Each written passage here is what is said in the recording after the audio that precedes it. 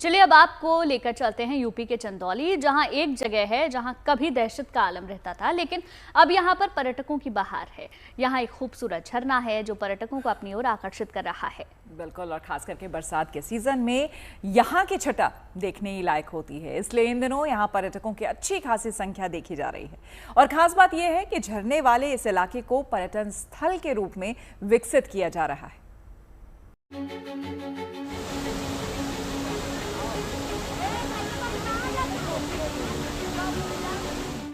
हरी भरी वसुंधरा पर कल कल बहता झरना। प्रकृति की गोद में बसा ये है यूपी के चंदौली का नौगढ़ इलाका।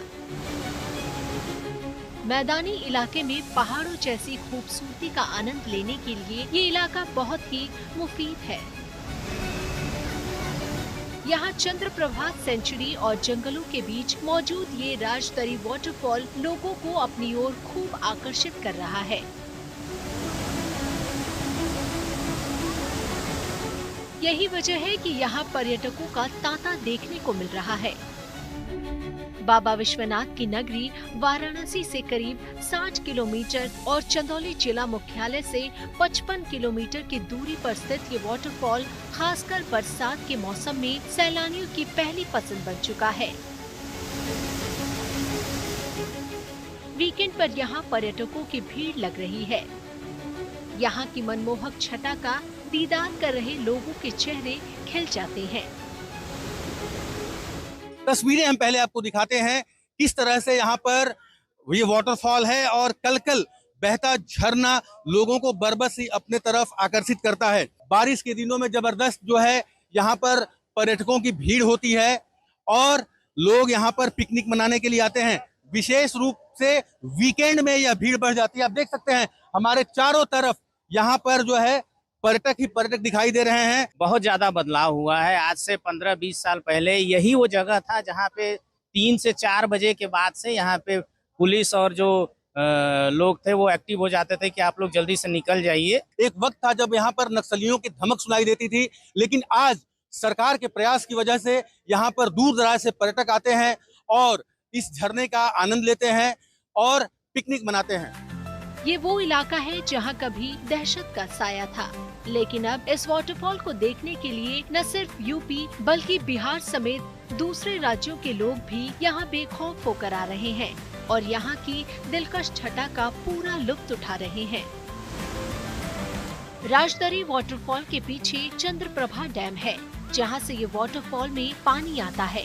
बारिश के दिनों में यहाँ का नजारा बहुत ही सुंदर होता है, जो लोगों को अपनी ओर खींचता है। सैलानियों की बढ़ती तादाद को देखते हुए जिला प्रशासन यहाँ उनकी सुविधा के लिए लगातार दुरुस्त इंतजाम करने में जुटा है। पर्यटकों के ठहरने के लिए गेस्ट हाउस की व्यवस्था की गई है, तो दुकान भी यहाँ खुल चुकी हैं। आने वाले समय में इस जगह पर सुविधाओं के विस्तार की योजना भी होगी। यहाँ पे अभी 2 करोड़ रुपए की और हमारी परियोजना स्वीकृत हो गई है, तो हम लोग यहाँ पे सिटिंग स्पेसेस, कैंपिंग स्पेसेस भी डेवलप करने का प्लान कर रहे हैं। पुलिस पेट्रोलिंग भी हम लोगों ने बढ़ा दी है ताकि सेफ्टी एंड सिक्योरिटी की जो कंसर्न्स हैं उनको भी हम लोग ध्यान दे सकें। इंफ्रास्ट्रक्चर ऑलरेडी वहाँ पे डेवलप हो गया है, अब लाइवलीहुड पे हम लोग काम करने की कोशिश कर रहे हैं, जिसके लिए बड़ी बड़ी इंडस्ट्रीज़ को वहाँ पे प्रमोट करने की कोशिश की जाएगी और टूरिज्म ऑलरेडी वहाँ पे डेवलप हो रहा है। और जो भी हमारी सरकारी योजनाएं हैं, चाहे वो लाइवलीहुड से लेकर की हों, चाहे वेलफेयरिज्म से लेकर की हों, चाहे डेवलपमेंट से लेकर की हों, उन सभी योजनाओं के माध्यम से भी उस एरिया को सैचुरेट करने की कोशिश की जा रही है। नौगढ़ की राजदरी देवदरी वाटरफॉल बहुत अच्छी तरह से टूरिस्ट प्लेस के रूप में उभर रहा है।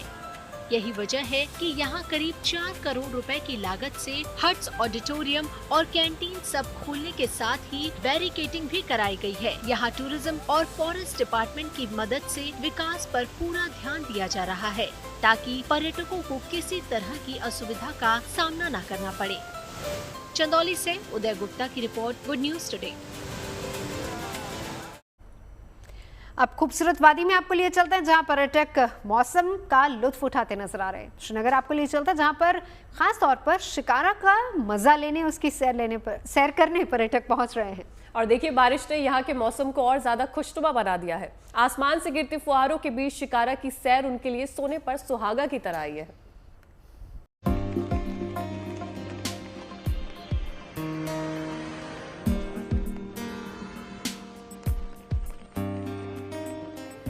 खुशनुमा मौसम हो तो घूमने का कुछ ज्यादा ही आनंद आता है। आसमान से टपकती बूंदें और झील में शिकारा पर सवार हो तो फिर किसका मिजाज खुश नहीं होगा। श्रीनगर घूमने आए पर्यटकों का यहाँ का शानदार मौसम स्वागत कर रहा है। डल झील में शिकारा की सवारी करने पहुँचे पर्यटकों के चेहरे की रौनक उस वक्त और भी बढ़ गई जब वो शिकारा में सवार हुए और रिमझिम फुहारें उनका इस्तकबाल करने लगी।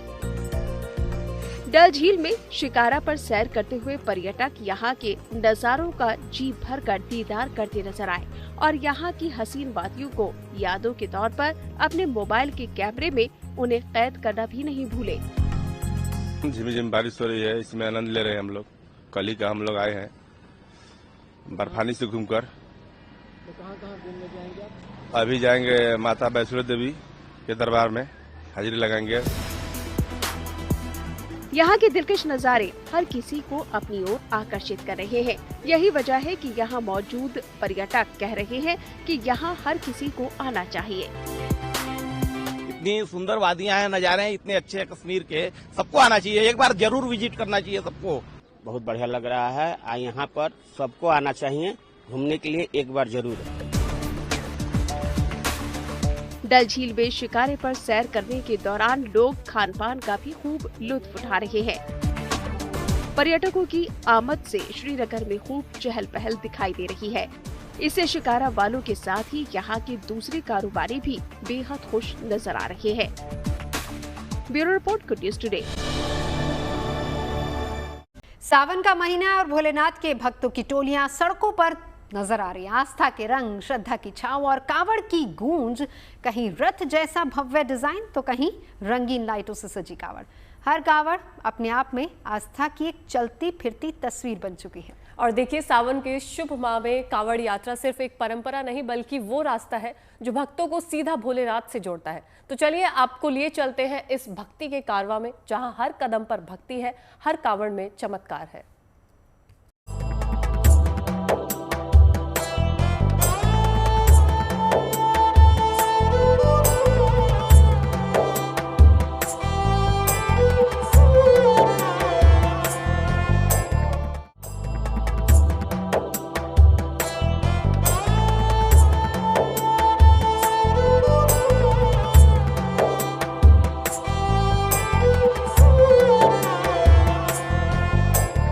एक कांवड़िया जब कांवड़ उठाता है तो मन मस्तिष्क में भोलेनाथ को रखता है, ओम नमः शिवाय बोलता है, जय भोले बोलता है।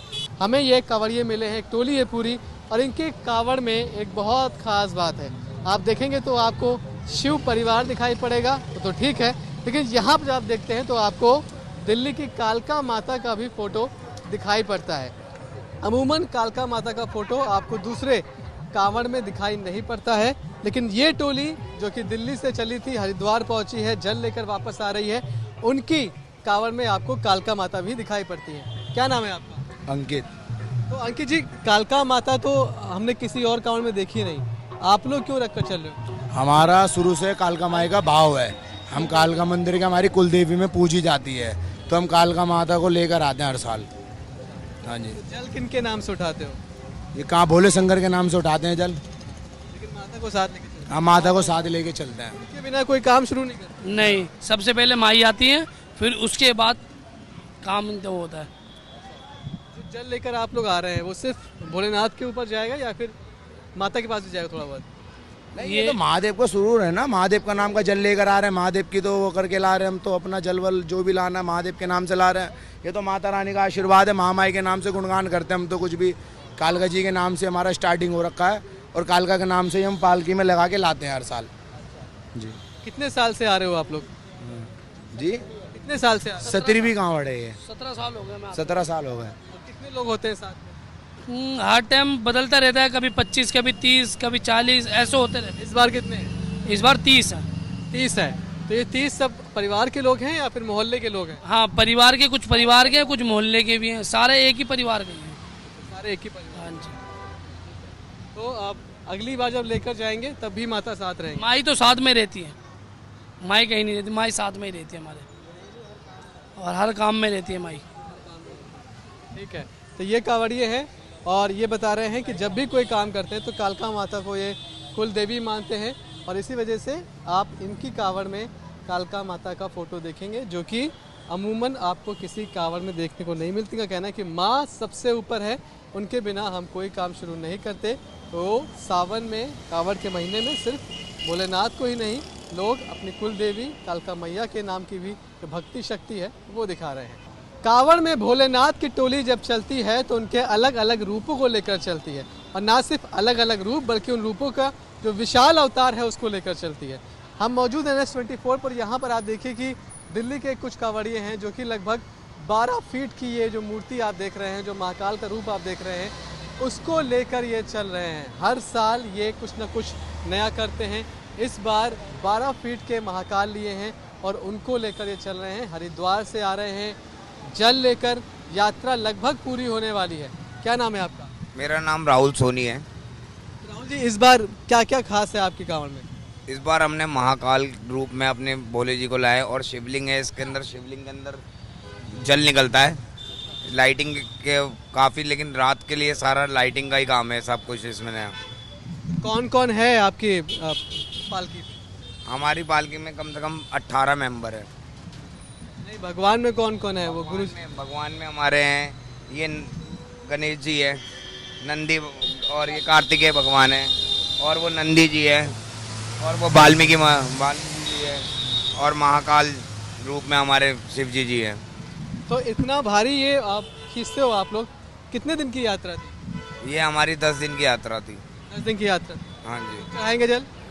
कल चढ़ाएंगे। 10 तारीख को। तो आज तो आप लोग पहुँच ही गए लगभग? हाँ जी, हाँ जी। इंतजार करेंगे बस? हाँ जी, हाँ जी। वीर बजरंगी हर हर महादेव के जयकारे के साथ ये कांवड़ लेकर चले थे। अब जल लेकर लगभग अब उनकी यात्रा पूरी होने वाली है, लेकिन कल का इंतज़ार करें क्योंकि बुधवार को शिवरात्रि है। वो चाहते हैं कि शिवरात्रि को ही जल चढ़ाया जाए। इस बार लगभग 12 फीट के महाकाल लेकर आए हैं और कह रहे हैं अगली बार कुछ इससे अलग और इससे ज़्यादा भव्य होगा। कैमरामैन शैलेंद्र के साथ Manish Chaurasia, good news today, Delhi. देखिए, सावन के महीने में कावड़ के ढेरों रंग देखने को मिलेंगे। कहीं नन्हे कावड़िए लोगों को हैरान कर रहे हैं तो कहीं अनोखे कावड़ चर्चा का विषय बने हुए हैं। कहीं कावड़ के जरिए राष्ट्रवाद का संदेश दिया जा रहा है तो कहीं पर ब्रह्मोस और आकाश मिसाइल के मॉडल वाले कांवड़ भी खूब चर्चा में हैं। सावन का महीना जैसे जैसे आगे बढ़ता जा रहा है, कांवड़ यात्रा में भक्ति के रंग और भी गहराते जा रहे हैं। आप भी देखिए कांवड़ के अनोखे रंग।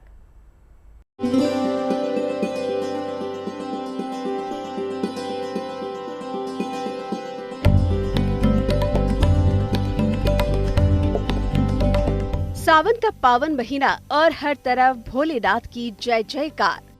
पवित्र कांवड़ यात्रा में दिख रहे हैं श्रद्धा भक्ति के रंग अपार।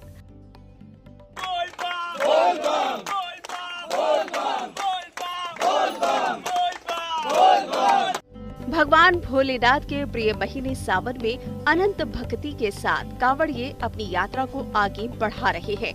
कांवड़ यात्रा मार्ग पर हर तरफ आस्था के अद्भुत रंग बिखरे नजर आ रहे हैं। मुजफ्फरनगर में इन दिनों इस नन्हे शिव भक्त की खूब चर्चा है। LKG में पढ़ने वाली 4.5 साल की पंकजा अपने परिवार के साथ कांवड़ लेकर हरिद्वार से निकली है। वर्षा को करीब 140 किलोमीटर पैदल सफर करके बेरठ के औघड़नाथ मंदिर तक जाना है। कांवड़ लेकर जब वो रास्ते पर चलती है तो सभी की नजर उस पर टिक जाती है और लोग भोलेनाथ की इस नन्ही भक्त की भक्ति देखकर हैरान रह जाते हैं। उम्र कितनी है आपकी? 4। आप कावड़ लाए हो, क्यों लाए हो? भोले बाबा के लिए। और कुछ मांगा आपने? कुछ नहीं मांगा। आप पैदल ही आ रहे हो, ठीक है नहीं? मुजफ्फरनगर में राष्ट्रवाद का संदेश देने वाली ये कांवड़ भी लोगों के आकर्षण का केंद्र बनी हुई है। इस कांवड़ में एक तरफ ब्रह्मोस और दूसरी तरफ आकाश मिसाइल का मॉडल बनाया गया है। खास बात यह है कि इन दोनों मिसाइलों से आग भी निकलती है। कांवड़ के बीच में आदि योगी बैठे हुए हैं और साथ में महाकाल की तस्वीर लगाई गई है। राइट हैंड पे जो है ब्रह्मोस मिसाइल है और बाईं ओर जो है आकाश मिसाइल है। इसमें ऊपर बाबा आदि योगी हैं जो संदेश दे रहे हैं कि बाबा भोलेनाथ कल्याण का स्वरूप है, लेकिन साथ में महाकाल भी है कि अगर कोई भी सनातन धर्म पर हमला करेगा तो बाबा महाकाल का रूप लेकर श्रृंगार भी कर सकते हैं। सावन का महीना जैसे जैसे आगे बढ़ रहा है, कांवड़ यात्रा में भक्ति के रंग और गहराते जा रहे हैं। प्रशासन ने भी कांवड़ियों की सहूलत के पूरे इंतजाम कर रखे हैं। अयोध्या में सीएम योगी आदित्यनाथ के निर्देश पर कांवड़ियों पर हेलीकॉप्टर से पुष्प वर्षा की गई। सिद्धपीठ नागेश्वर नाथ और लता चौक पर हुई इस पुष्प वर्षा में डीएम निखिल टीकाराम फुड़े और एसएसपी गौरव गोवर ने भी हिस्सा लिया। प्रशासन के सहयोग से कांवड़िये पूरे उत्साह के साथ अपनी यात्रा को आगे बढ़ा रहे हैं। कल 23 जुलाई को शिवरात्रि के दिन बड़ी संख्या में कांवड़िये शिवालयों में भोलेनाथ का जलाभिषेक करके अपनी यात्रा संपन्न करेंगे। मुजफ्फरनगर से संदीप सैनी के साथ bureau report, good news today.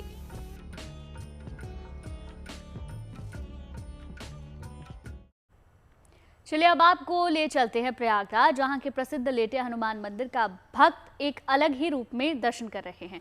पवित्र नदियों के जल से ही ये मंदिर जलमग्न हो चुका है। इसके बाद भी श्रद्धालुओं का बजरंगबली के प्रति ऐसी आस्था है कि वो उनके दर्शन के लिए पहुंच रहे हैं। ऐसा लग रहा है जैसे सावन के इस पवित्र महीने में हनुमान मंदिर का जलाभिषेक हो रहा है।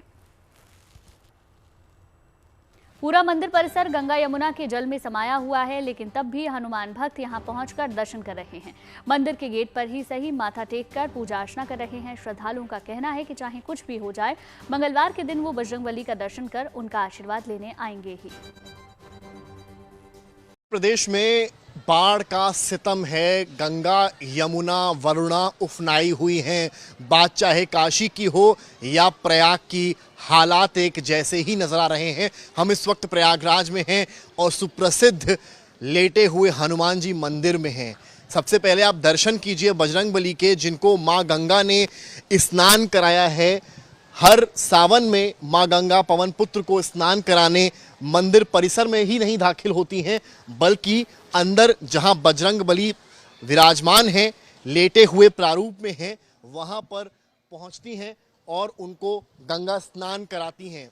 हर सावन में ये प्रक्रिया कुल मिलाकर चलती है। आप अगर अंदर परिसर के देखेंगे तो पानी जो बाढ़ का है वो मंदिर परिसर के अंदर आ पहुंचा है, और खास करके जहां पर बजरंगबली की वो प्रतिमा है जिसमें वो लेटे हुए प्रारूप में नजर आते हैं, वहां तक गंगा जल, गंगा माँ पहुंच चुकी हैं, उन्हें स्नान करा रही हैं। कई भक्त आपको दिखाई पड़ेंगे जो इस बाढ़ में आकर भी उनका जो दर्शन है वो खत्म नहीं हो रहा है। वो दर्शन में भगवान को याद कर रहे हैं और प्रयागराज के इस क्षेत्र में आ रहे हैं। आपको बता दें कि महाकुंभ जब लगा तब भी यहीं पूजा पाठ होता था। लंबी लंबी कतारें श्रद्धालुओं की लगती थी। अभी भी आप अगर देखेंगे तो यहाँ पर आपको तमाम महिलाएं नजर आएंगी जो पूजा कर रही हैं, पूजा पाठ कर रही हैं। सावन का महीना है, आज तो मंगल भी है, तो ऐसे में बजरंगबली को लेकर तमाम प्रतिष्ठान यहाँ पर जो महिलाएं हैं वो करती यहाँ पर दिखाई पड़ रही हैं। इसके अलावा एक तस्वीर अगर आपसे यहाँ भी दिखाऊं मैं आपको, तो इधर भी आप देखेंगे तो गेट के पास तमाम जो लोग हैं वो भी यहाँ पर मौजूद हैं, जो बाढ़ के पानी में यहाँ पे आए हैं और अपने श्रद्धा भाव से बजरंगबली को याद कर रहे हैं। अगर आप तस्वीरों में देखें यहाँ पर, तो कुल मिलाकर मैं जहाँ इस वक्त मौजूद हूँ, मेरे भी जो है घुटनों के करीब लगभग जो है वो पानी यहाँ दिखाई पड़ रहा है। इतना ही नहीं, मेरे अलावा जो तमाम श्रद्धालु हैं वो भी इसी पानी में चलकर आ रहे हैं और दर्शन पूजन कर रहे हैं। तो कुल मिलाकर तस्वीरें यहाँ से ये हैं कि गंगा जो है डेंजर लेवल जो यहाँ 84 अराउंड है, 83 के करीब पहुंच गया, यानी केवल 1 मीटर रह गया है।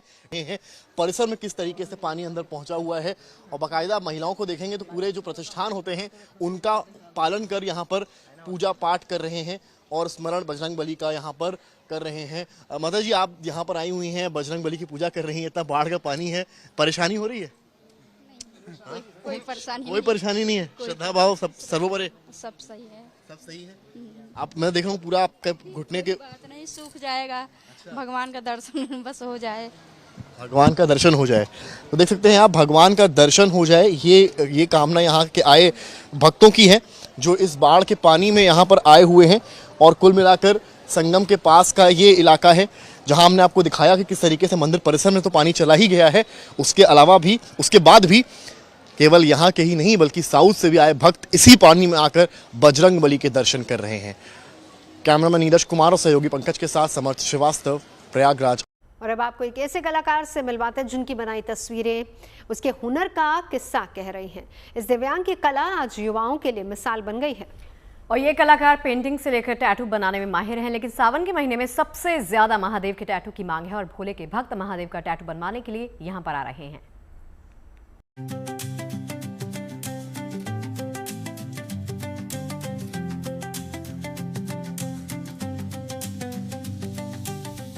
पंजाब के फरीदकोट जिले में रहने वाले जसकरण सिंह बोल नहीं सकते, न ही सुन सकते हैं, मगर उनकी बनाई पेंटिंग उनके हुनर को बयां कर रही है।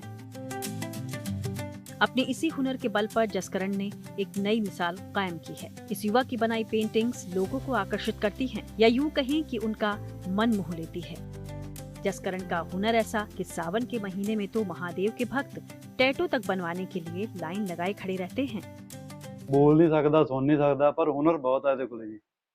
पेंटिंग वगैरह बना लेंदा है, नाल भी टैटू वगैरह जो भी बना लेंदा है। बेहद कम वक्त में जसकरण ने अपने हुनर से एक नई पहचान बनाई है। वो पेंसिल की मदद से अपने ख्यालों को आकार देते हैं, फिर ब्रश अपने हाथों में लेकर उनमें रंग भरते हैं। जसकरण के हुनर को देख बड़ी बड़ी शादियों में पेंटिंग और पोर्ट्रेट बनाने के लिए उन्हें इनवाइट तक किया जाता है और इस काम के लिए उन्हें मोटी रकम मिलती है। खूबसूरत पेंटिंग गढ़ने के अलावा जसकरण टैटू भी बनाना जानते हैं, तभी तो फरीदकोट ही नहीं पंजाब के दूसरे जिलों से नौजवान उनके पास आकर टैटू बनवाते हैं। कोई भी आप फोटोग्राफी करवानी, कोई भी तस्वीर है ना तो बनानी है, इन्हें दिखा दो तो हमें बना देना है। आज फरीदकोट में जसकरण को रोल मॉडल के तौर पर देखा जा रहा है, जो युवाओं को मोटिवेट कर रहे हैं, साथ ही उन्हें बंदिशों को तोड़ आगे बढ़ने की राह भी दिखा रहे हैं। फरीदकोट से प्रेम कुमार के साथ bureau report, good news today. तो चाय पर चर्चा में फिलहाल इतना ही। रखिए अपना ख्याल, कल फिर मुलाकात होगी 5 बजे चाय और अच्छी खबरों के साथ।